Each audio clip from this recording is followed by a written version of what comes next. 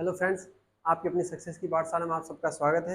और आज हम देखने वाले हैं औसत चाल के बारे में, मतलब एवरेज स्पीड के बारे में आज डिस्कस करने वाले हैं। इससे पहले वाली क्लास में हमने देख लिया था किसके बारे में, औसत के बारे में देख लिया था। तो मैंने बोला था कि अगले लेक्चर में इसके क्वेश्चन भी कर लेंगे कुछ। आज हम पहले ये देख लेते फॉर्मूलेज, उसके बाद हम कुछ क्वेश्चन कर लेंगे, ठीक है। तो स्टार्ट करते हैं। तो औसत चाल, औसत औसत चाल किसे बोलोगे आप? मतलब कुल दूरी बट्टा कुल समय को क्या बोला जाता है? औसत चाल। मतलब टोटल डिस्टेंस में आप किसका डिवाइड करोगे? टोटल टाइम का जब डिवाइड करोगे तो जो आपके पास आएगा वो क्या होगा? एवरेज स्पीड हो जाएगा, ठीक है। और ये एवरेज स्पीड का एक बेसिक फॉर्मूला है। इसी फॉर्मूले को मॉडिफाई करके ये दो फॉर्मूले और आगे अपने पास, ठीक है। अब देखो, जैसे दूसरा फॉर्मूला है अपने पास, क्या है? जैसे औसत चाल क्या दी गई, इसका फॉर्मूला दिया गया लू X Y upon X plus Y. Formula तो आपने देख लिया। अब बोलोगे सर, ये सर आपने तो लिख लिया सीधा, आया कहाँ से? हमें वो नहीं पता है, तो वो भी मैं आपको बता देता हूँ। जैसे अपने को बोला गया कोई दो पॉइंट है, मान लो ये ए पॉइंट है और ए पॉइंट है, बी पॉइंट है। ए से बी तक की डिस्टेंस है वो डी है अपनी, ठीक है ना। अभी क्या बोला गया है, कोई व्यक्ति है, कोई पर्सन है जो यहाँ पे खड़ा था, और वो एक्स मीटर पर, सॉरी एक्स किलोमीटर पर घंटे की चाल से वो स्पीड स्पीड से ए से बी की तरफ आ रहा है, और वापस वाई की स्पीड से वो वापस ए पर वापस जा रहा है। या फिर ऐसे बोल सकते हो, कोई एक व्यक्ति है जो एक्स की स्पीड से ए से बी की तरफ आ रहा है, और दूसरा व्यक्ति है जो वाई की स्पीड से बी से ए की तरफ आ रहा है। तो बताना है कि इन दोनों की एवरेज स्पीड क्या होगी, अपने को बताना है, ठीक है। तो क्या करोगे, आपको बेसिक फॉर्मूला क्या बोलता था? कुल दूरी बटा कुल समय। अब देखो, आप बोलोगे एवरेज स्पीड बराबर कुल दूरी, एक बार जाएगा और एक बार आएगा, तो डी कितना? एक बार गया तो एक डी, वापस आया तो दो डी। कितने डी हो गए? तो कुल दूरी तो होगी अपने पास दो डी बटा कुल समय, टोटल टाइम। टाइम तो अपने पास नहीं है, लेकिन आप यहाँ से टाइम का फॉर्मूला निकाल सकते हो ना। उधर चला गया तो क्या हो गया? टोटल टाइम बराबर क्या आ जाएगा? टोटल डिस्टेंस बटा एवरेज स्पीड, या फिर नॉर्मली स्पीड बोल सकते हो, ठीक है ना। तो आप क्या कर दोगे, टोटल डिस्टेंस कितनी थी इसकी? टोटल है डी, आप लिख लिया डी बट्टा इसका क्या है, स्पीड कितनी है? एक्स है, तो लिख लोगे एक्स प्लस का प्लस, और इसका डी बट्टा वाई हो जाएगा, ठीक है ना। अब देखो, इनका लसअप लोगे तो एलसीएम लोगे तो क्या आ जाएगा? एलसीएम लोगे तो इन दोनों का गुणा हो जाएगा, एक्स वाई आ जाएगा। इसका गुणा इधर और इसका गुणा इधर। एलसीएम मैंने करा उसमें बताया था ना, ये हो गया D Y plus D X, और ऊपर बटा में दो डी का दो डी सा होगा। अब देखो, टू डी अपॉन डी, और डी कॉमन आ रहा है दोनों में, तो डी बाहर ले लिया आपने, तो ये क्या बच गया? X plus Y. अब देखो, ये डिवाइड इसमें, तो ये ऊपर चला जाएगा, तो इसमें मल्टीप्लाई में आ जाएगा, तो मल्टीप्लाई एक्स वाई आ गया। अब देखो, डी से डी कट गया, तो फाइनली फॉर्मूला क्या आ गया आपके पास? फॉर्मूला आ गया two multiply X Y upon X plus Y. इसका फॉर्मूला है ये एवरेज स्पीड का फॉर्मूला आ गया। और यही तो फॉर्मूला लिखा हुआ था, मतलब इसी फॉर्मूले से मॉडिफाई करके ये वाला फॉर्मूला भी आ गया, ठीक है। अब देखो, वही आपके पास यहाँ भाई दो व्यक्ति थे, ठीक है। अगर तीन हो जाते तो आप क्या कर लेते? बस यहाँ पे तीन डिस्टेंस आ जाती, मतलब तीन लिख लेते यहाँ पे। जैसे देखो, ये वाला तो मैं हटा देता हूँ। जब डिस्टेंस फिक्स है अपनी, है ना, तभी ये आप लगाओगे फॉर्मूला। जैसे देखो, तीन व्यक्ति हो जाते तो क्या कर लेते? आप लिख लेते वन अपॉन जैसे X plus one upon Y plus one upon Z. बस सिंपल सा ये आ जाता। और यहाँ पे क्या हो जाता? यहाँ पे हो जाता तीन। क्यों? क्योंकि वो तीन बार कवर करेंगे ना, एक बार गया, दूसरी बार आए, और तीसरी बार वापस चले गए, तो तीन बार हो गया, तो यहाँ पर तीन आ जाएगा, ठीक है ना। अब देखो, आपके मन में डाउट होगा, सर ये तो ठीक है, ये सारे मतलब फिक्स डिस्टेंस कवर कर रहे थे। अगर फिक्स नहीं हो तो, जैसे मान लिया कि भाई यहाँ से यहाँ तक की डिस्टेंस तो फिक्स है डी है, ठीक है ना, लेकिन कोई इसका इतना भाग कर रहा है, जैसे ये वाला फॉर्मूला देखेंगे। मान लो कि कोई डिस्टेंस कवर कर रहा है, पी कर रहा है, कितनी स्पीड है उसकी? एक्स स्पीड है, एक्स किलोमीटर पर आर उसकी स्पीड है। दूसरा जो क्यू कर रहा है, तो तीसरा आर कर रहा है। अब देखो, तो जो क्यू कर रहा है उसकी स्पीड क्या है? उसकी वाई किलोमीटर पर आर होगी, और जो आर कर रहा है उसकी क्या है? उसकी है जेड किलोमीटर पर आर। अब इसके लिए हम कैसे करेंगे, तो कुछ नहीं करना है, हमने जहाँ जहाँ डिस्टेंस दी रखी थी ना उसकी जगह आप क्या रख लोगे, पी का पी रख लोगे क्यू की जगह, और दूसरी डी की जगह क्यू रखोगे और तीसरी की जगह आर लगा दोगे। तो फॉर्मूला वही का वही, 1 P upon X plus Q upon Y plus R upon ये हो गया जेड। ठीक है, अब आपके मन में डाउट हो रहा होगा सर यहाँ पे 1 क्यों लिखा है, यहाँ पे भी 3 लिखना चाहिए ना। नहीं, क्यों, क्योंकि डिस्टेंस वो फिक्स वो एक ही तय कर रहा है, ऐसा नहीं है कि वो 2 बार 3 बार आ रहा है, एक ही डिस्टेंस है, उसी को 3 भागों में बांट दिया गया। ठीक है, 3 भागों में बांट दिया गया, इसलिए यहाँ पर क्या आएगा, एक ही आएगा, 3 नहीं करोगे मल्टीप्लाई। ठीक है ना, ये फॉर्मूला देख लिया। अब मैंने जब फर्स्ट लेक्चर लिया था उसमें मैंने पढ़ाया था आपको औसत के बारे में पढ़ाया था, और मैंने बोला था कुछ क्वेश्चन है वो हम करेंगे, तो आज वो क्वेश्चन भी कर लेंगे और इसके क्वेश्चन भी आज डिस्कस करेंगे। ठीक है ना, क्वेश्चन क्या आज थोड़े काफी बड़े थे इसलिए मैंने बोर्ड पे लिखे नहीं है, मैं लिख के लाया हूँ। ठीक है, तो फर्स्ट क्वेश्चन देखते हैं हम। फर्स्ट क्वेश्चन अपने को बोल रहा है एक कार किसी निश्चित दूरी को 3 बराबर भागों में 3 kilometre per hour, 4 kilometre per hour और 6 किलोमीटर पर आवर की चाल से चलती है। ठीक है ना, तो अपने को क्या बताना है, कार की औसत चाल बताना है। मान लो कोई यहाँ से यहाँ तक कार जा रही है 3 किलोमीटर पर घंटा की स्पीड से, 4 किलोमीटर पर घंटे की स्पीड से, और है 6 किलोमीटर पर घंटे की स्पीड से। मतलब एक बार गई 3 किलोमीटर की स्पीड से पर घंटा, एक बार 4 किलोमीटर पर घंटा और एक बार 6 किलोमीटर पर घंटा। तो अपने को बताना इसका एवरेज स्पीड क्या होगी। तो 3 बार जा रही है, डिस्टेंस तो फिक्स है ना, डी का डी फिक्स है, तो फॉर्मूला कौन सा लगेगा, ये वाला ही लगेगा ना, 3 वाला। तो आप क्या बोल दोगे, एवरेज स्पीड बराबर 1/3 प्लस 1/4 प्लस 1/6, यही तो होगा ना। और ऊपर क्या हो जाएगा, ऊपर किसका गुणा होगा, 3 का गुणा होगा ना। क्यों हुआ 3 का गुणा, क्योंकि 3 बार गई, एक बार गई, 2 बार गई और 3 बार, डिस्टेंस कितनी बार कवर की, 3 बार की, ये 3 आ गया। अब देखो 3 सही। अब जब इनका लसब लोगे, एलसीएम लोगे तो कितना आ जाएगा, 12 आ जाएगा।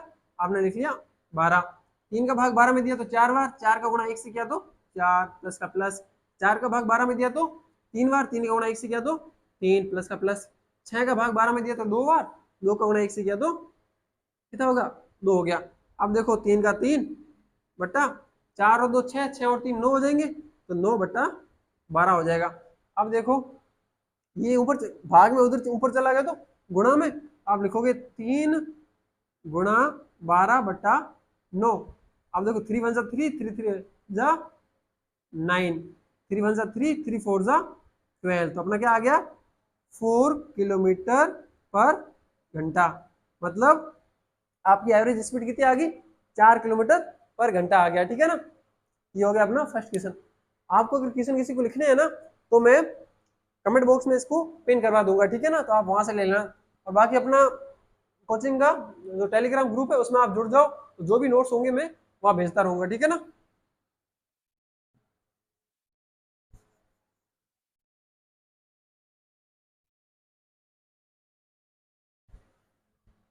अब देखो सेकंड क्वेश्चन है अपने पास। कोई एक मोटर चालक है तो प्रथम 20 किलोमीटर की दूरी है ना वो 30 मिनट में तय कर रहा है। तो देखो सेकंड क्वेश्चन, कोई मोटर चालक क्या कर रहा है, फर्स्ट टाइम जो जा रहा है वो 20 किलोमीटर की डिस्टेंस है, उसमें टाइम लग रहा है, उसको जाने में कितना लग रहा है, वो लग रहा है उसको 30 मिनट। और फिर बोला गया है कि उसको फिर सेकंड जो शेष वाली जो 29 किलोमीटर की दूरी है ना उसको उसको जाने में लग रहा है 40 मिनट। कितनी लग रही है, 40 मिनट लग रहे हैं। ठीक है, अब देखो पहले तो क्या निकालोगे, कुल दूरी निकाल दो, फिर कुल समय लगा दो और फिर फॉर्मूला सीधा लग जाएगा। तो लिख लोगे क्या, चालक द्वारा तय कुल दूरी, मतलब टोटल डिस्टेंस कितनी है अपने पास ना, तो कितनी आ गई 20 प्लस 29, तो कितना आ जाएगा 49 किलोमीटर। ठीक है, अब देखो सेकंड क्या हो जाएगा, तो कुल अपने को चालक द्वारा तय की चालक द्वारा तय की गई कुल दूरी में लगा समय देख लो, तो लिख लोगे चालक चालक द्वारा तय कुल दूरी में लगा समय। अब देखो तो कितना समय लगा उसको, एक तो 30 मिनट और एक लग गए 40 मिनट, तो टोटल कितना हो गया 70 मिनट। ठीक है, अब देखो मैंने बताया था यूनिट क्या बताई थी, हम बेसिक यूनिट यूज क्या करते हैं, किलोमीटर पर घंटा। किलोमीटर तो आपके पास यहाँ पे है, लेकिन यहाँ पे मिनट आया तो मिनट को घंटा में चेंज करोगे, तो आपको पता होगा कि 1 घंटे में 60 मिनट होते हैं, तो किसका भाग दे दोगे आप, 60 का भाग दे दोगे, है ना। तो आप क्या करोगे, आप लिख लोगे 70/60, जीरो से जीरो चला गया तो क्या आ गया 7/6 आर, मतलब 7/6 घंटे आ गए। अब तो फॉर्मूला सीधा लगा दोगे, तो क्या लिख लोगे एवरेज स्पीड का, एवरेज स्पीड बराबर कुल दूरी थी अपने पास 49 किलोमीटर और कुल टाइम हो गया 7/6 घंटे। अब देखो ये 6 भाग में उधर ऊपर जाएगा तो गुणा में हो जाएगा, ये हो गया गुणा में। 7 का भाग 49 में दिया तो कितनी बार गया 7 बार, 7 टाइम, 7 का मल्टीप्लाई कर दो 6 से कर दो तो कितना हो गया 42। तो आपका एवरेज स्पीड कितना आ गई, एवरेज स्पीड आ गई अपने पास 42 किलोमीटर पर आवर, 42 किलोमीटर पर घंटा। ठीक है ना, तो सिंपल ही था। आपने अगर सारे फॉर्मूले सही से देख लिए ना, अगर समझ लिए ना, तो आपके लिए क्वेश्चन बहुत ही सिंपल सा हो जाएगा जल्दी से। और अगर फॉर्मूले में आपको दिक्कत है समझने में तो फिर नहीं कर पाओगे, मतलब कॉन्सेप्ट क्लियर होना जरूरी है पहले, ठीक है ना। अब देखो थर्ड क्वेश्चन क्या है अपने पास,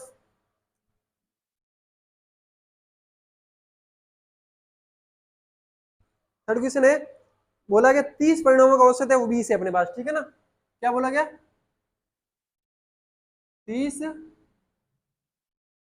परिणामों का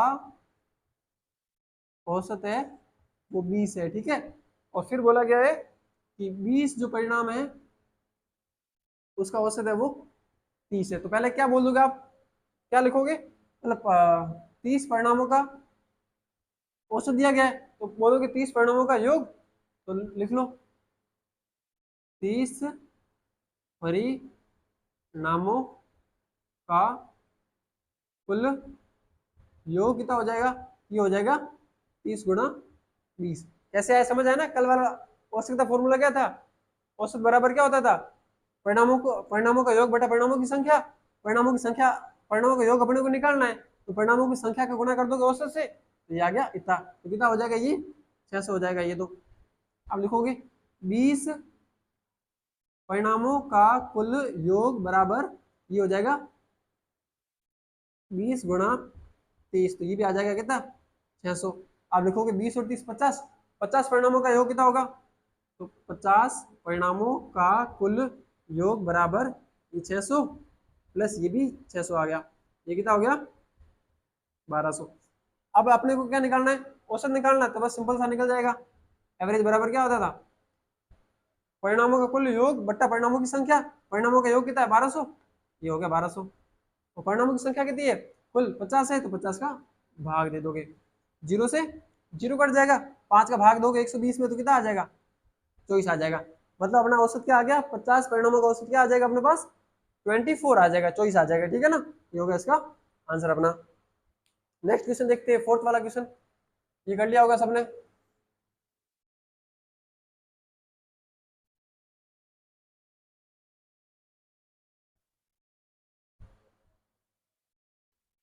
फोर्थ क्वेश्चन अपने पास है, अपने को बोला गया ए बी तथा सी की औसत आयु 45 वर्ष है, कितनी है, ए की, बी की और सी की औसत आयु कितनी है, वो है 45 वर्ष। और बोला गया ए और बी की जो औसत आयु है ना वो है और बी की है वो 40 वर्ष है। और बोला गया है ए और सी की औसत आयु है वो कितनी है अपने पास, वो होगी 43 मतलब 43 वर्ष है। ठीक है, और अपने को बताना है बी की आयु, बी की आयु कितनी होगी वो अपने को बताना है। अब देखो ए बी और सी की औसत आयु दी हुई है, और आपको औसत का तो फॉर्मूला आता है ना, एवरेज का फॉर्मूला आपको आता है। आप क्या करोगे, तीनों को जोड़ोगे, 3 का भाग दोगे, बराबर क्या आना चाहिए 45, उससे एक समीकरण बन जाएगी। तो लिख लो ए प्लस बी प्लस सी बटा 3 बराबर 45 हो जाएगा। तो ए प्लस बी प्लस सी बराबर क्या हो जाएगा, 3 का गुणा 45 से कर दो। तो ए प्लस बी प्लस सी बराबर 45 का गुणा 3 से किया तो कितना हो गया 135। इसको दे दो समीकरण 1। ठीक है, क्योंकि ये था इसलिए ये हो गया अपने पास। सेकंड कंडीशन देखो क्या दी हुई है, क्योंकि ए प्लस बी अपॉन 2 बराबर कितना आ रहा है 40 आ रहा है। तो ए प्लस बी क्या आ जाएगा 80 आ जाएगा। दिक्कत तो नहीं है ना इसमें, 80 कैसे आया, इसको समीकरण 2 दे दो। ये कैसे आया, इसी प्रकार सोल्व किया, इसका इससे गुणा कर दिया बस। समीकरण थर्ड देखो, ए प्लस सी बटा 2 बराबर है अपने पास 43। तो ए प्लस सी बराबर कितना आ जाएगा, 2 का गुणा ऐसे कर दिया तो कितना हो गया 86, 86 हो गया। इसे दे देंगे समीकरण 3। अब देखो मैं अगर समीकरण 1 में समीकरण 2 को माइनस करूं तो सी का मान नहीं आएगा मेरे पास, निकाल दो बस, सिंपल सी बात है। थर्ड क्वेश्चन में आपको ए और अच्छा बी और सी की दी हुई यहाँ पे है ना, ये बी और सी है। ठीक है, ये बी था, और तो यहाँ पर भी हो जाएगा।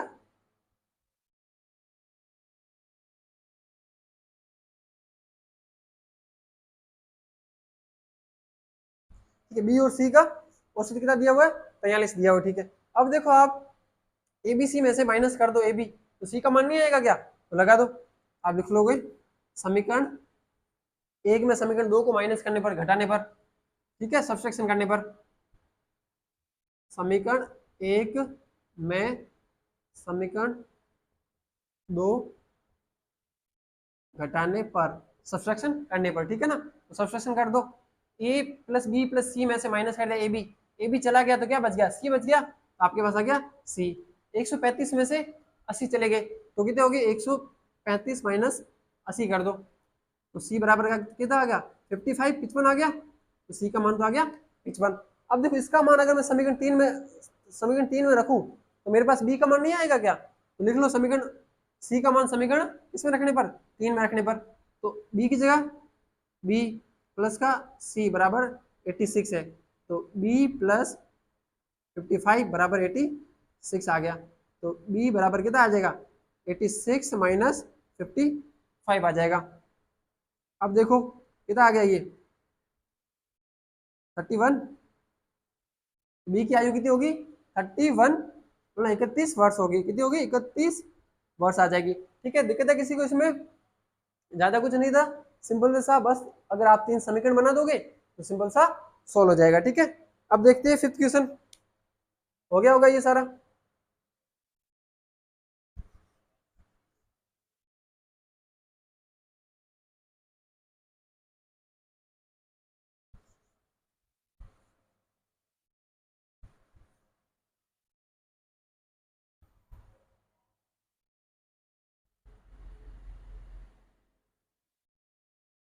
आप सब क्वेश्चन की दिक्कत मत सोचना, मत क्वेश्चन में सारे आपको कमेंट बॉक्स में पिन करवा दूंगा, ठीक है ना। तो आप आंसर कर दे रहे हो, क्वेश्चन उसमें देख के लिख लेना बाद में।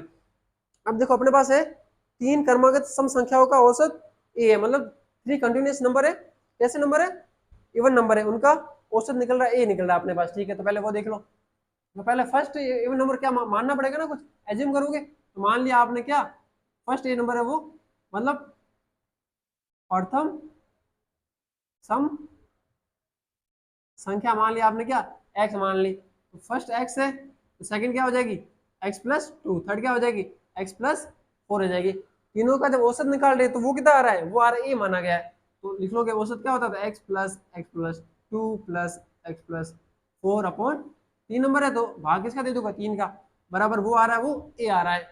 अब देखो एक एक्स, 2 और 3x, तो 3x प्लस 2 और 4 6 हो गया बट्टा 3 बराबर ए आ गया।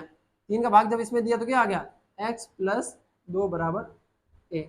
मतलब ए का मान क्या है, इसको समझने के लिए दे दो, ए का मान क्या है अपने पास, x+2 आ गया, ठीक है। अब बोला गया है कि 5 सम संख्याओं को और शामिल करो, 3 तो थी और 5 और कर दो, तो 3 थी और 5 और करोगे तो क्या क्या आ जाएगा, x+4 था और आ जाएगा x+6 आ जाएगा, x+8 आ गया, x+10 आ गया, x+12 आ गया और x+14 आ गया। 1 2 3 4 और 5 और 3 ही होगी, कितनी होगी, 8 होगी पूरी। अब 8 का औसत निकालो क्या आएगा, ठीक है। औसत कैसे निकालोगे आप, सबको जोड़ोगे और जितनी संख्या उसका भाग, मतलब 8 का भाग दोगे, लिख लो x+2 x+4 x+6 x+8 और x+10